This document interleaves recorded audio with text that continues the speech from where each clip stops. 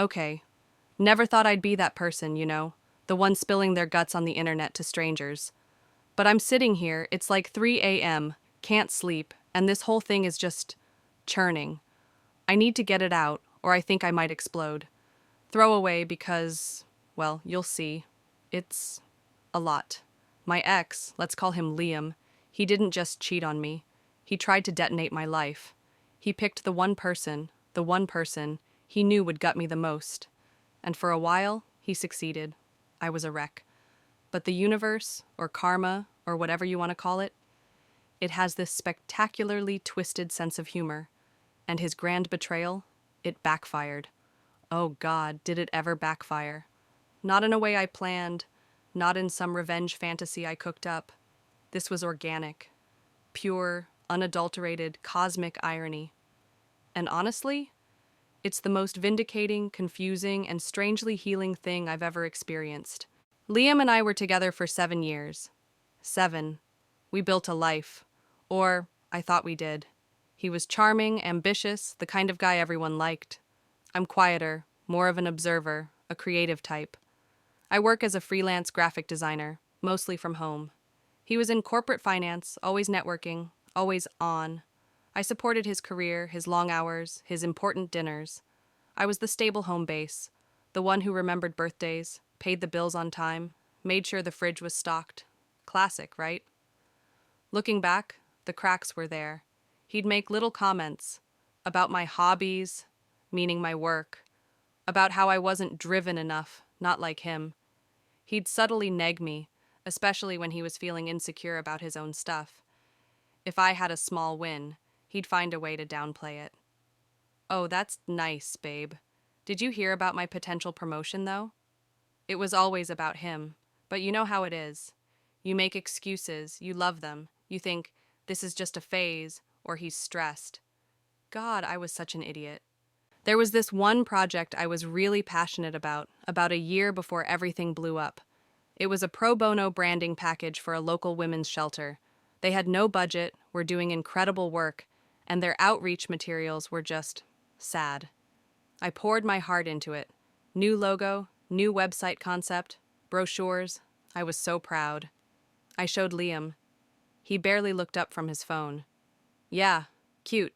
Hope they appreciate your charity work. Doesn't exactly pay the bills, does it? That stung. More than stung. It was like a tiny paper cut that just kept bleeding. D-Day. That's what I call it. It was a Tuesday. I remember because I'd made his favorite dinner, lasagna. He was late, which wasn't unusual, but when he came in, he was different, jumpy, overly affectionate in a way that felt totally fake. He kept checking his phone, angling it away from me. My stomach just clenched. I've always had pretty good intuition, and it was screaming. Later that night, he fell asleep on the couch, phone clutched in his hand like it was a lifeline. I know, snooping is bad, but I couldn't not. My hands were shaking so badly I could barely unlock it. He'd always been careless with passwords. And there it was. A whole other life. Texts, photos, not just texts, but declarations. You're everything she isn't. I can't wait to leave her and start our real life. Stuff that just ripped through me like shrapnel. And the who. That was the real kicker. It wasn't some random coworker or a stranger from a bar. It was Ava. Ava was my friend, or so I thought. We weren't best friends, not anymore, but we had history. We'd drifted apart a bit in recent years. She'd gotten really into the corporate climbing scene, very similar to Liam, actually. She'd become sharper, more transactional, but we still had lunch occasionally. She knew us. She'd been to our house. She'd looked me in the eye, asked how Liam was doing, knowing she was sleeping with him. The betrayal from him was one thing. From her, it was a double tap to the heart. He knew this would destroy me on multiple levels. He chose her. The confrontation was ugly, predictable, I guess. He denied it at first, called me crazy, jealous, and insecure. Classic gaslighting. Then, when I showed him the proof, he switched. Got defensive, said I'd driven him to it, that I was too boring, too unambitious, that Ava got him in a way I never could. He said, "She's going places, Sarah." Unlike some people, he used my name like it was a curse. Every word was a calculated blow designed to break me. And it worked. For a long time, it worked. I moved out. Got a tiny, depressing apartment, lost weight I couldn't afford to lose. Cried until I thought I was dehydrated. My work suffered. Clients noticed. I missed deadlines. I just couldn't function. It felt like he hadn't just left me. He'd taken my confidence, my sense of self, my professional reputation, everything. Ava, meanwhile, seemed to be thriving. They were disgustingly public on social media almost immediately. Pictures of them at fancy restaurants, weekend getaways. Each post was like a fresh stab. He was flaunting her, and by extension, my failure. His upgrade.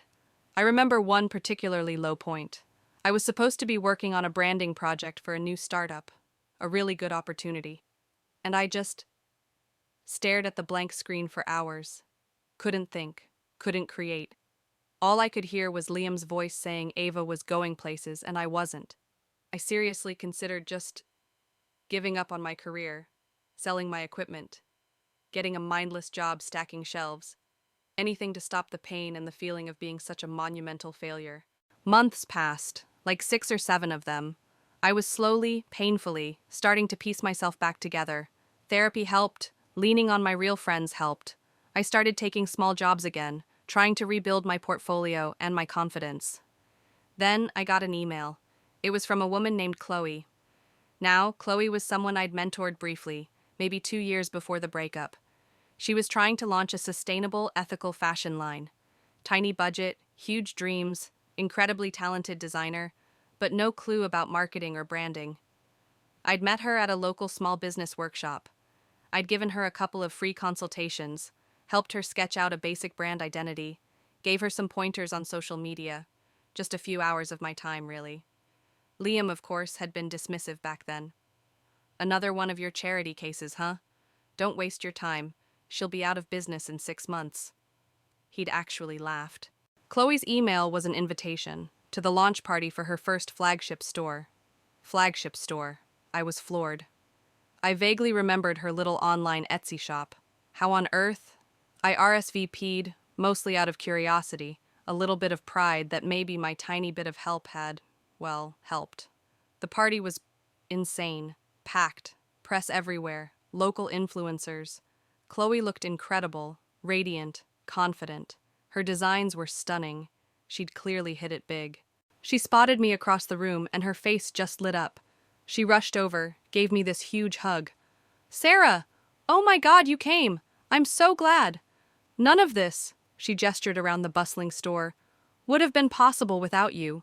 You gave me the courage, the vision, to really go for it. You were the first person who truly believed in me." I was stunned, blushing, trying to downplay it, but she wouldn't let me. She pulled me aside, introduced me to investors, to journalists, as the brilliant designer who helped me find my brand voice when I was just starting out. It was overwhelming, in a good way. For the first time in months, I felt a spark of my old self. And then I saw them, Liam and Ava, standing near the champagne table. My blood ran cold. What were they doing here? Ava, she was a social climber. This was a networking event. But Liam? Chloe followed my gaze. Her smile tightened, just a fraction. "Oh," she said, her voice suddenly a bit cooler. Liam's actually my new head of marketing." I think my jaw literally dropped. I must have looked like a fish. Head of marketing? Liam? For Chloe's booming, successful, ethical fashion brand? The brand he'd laughed at? The founder he'd called a charity case and predicted would fail? Chloe saw the utter shock on my face. She leaned in. "Yeah," she said, a wry little smile playing on her lips. "Funny, isn't it? He applied a few months ago. Impressive resume on paper. Didn't connect the dots with your Liam until the final interview. By then, the offer was pretty much made. And honestly," she shrugged, "he's competent enough. For now." Then she added, and this is the bit that still makes me want to laugh and cry at the same time, "He actually tried to take credit for some of my early branding concepts in his interview. the ones you helped me develop. I didn't call him out on it directly, but I made sure he knew that I knew where they came from. Ava, meanwhile, was looking a bit strained. She was clinging to Liam's arm, but her smile didn't quite reach her eyes. She was trying to schmooze Chloe, who was polite but noticeably distant with her. It was like watching a slow-motion car crash you couldn't look away from. Later, Chloe found me again. "So," she said, handing me a glass of champagne. "Small world, huh?" We talked, properly talked. She told me Liam was okay at his job, but mostly he seemed intimidated by her success, and he hated that she still spoke so highly of me. Apparently, whenever my name came up in conversation, which it did, because Chloe kept mentioning my early contributions, Liam would get this weird, tight look on his face. He'd try to change the subject or downplay my involvement. Chloe said it was almost comical. She also said Ava was clearly struggling with not being the top dog in their new dynamic. Chloe was the one with the power, the success, the connections. Ava was just Liam's plus one. And Liam? He was working for the woman he'd belittled, whose success was, in a small but significant way, thanks to the ex-girlfriend he'd tried to crush. The irony is just chef's kiss. He left me because I wasn't ambitious enough, because Ava was going places. And now he's working for someone I helped, in a role that constantly reminds him of me, while his upgrade, Ava, is just there. He has to sit in meetings while his boss, Chloe, talks about my talent and my vision.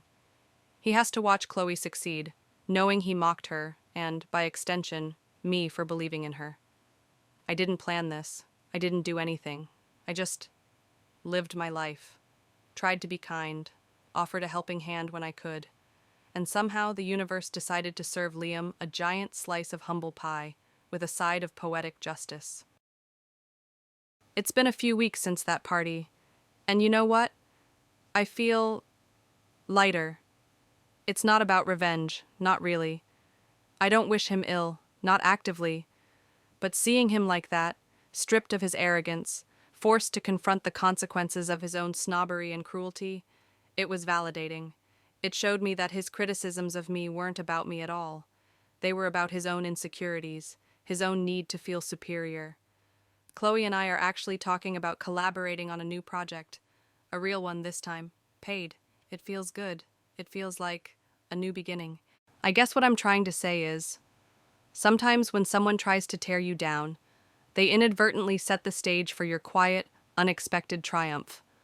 And sometimes the best revenge is just living well and letting karma handle the details. It's messy, it's weird, and it's definitely not what I expected. But maybe, just maybe, it's exactly what I needed to finally, truly move on. Thanks for listening, Reddit. It feels good to get that off my chest. For real.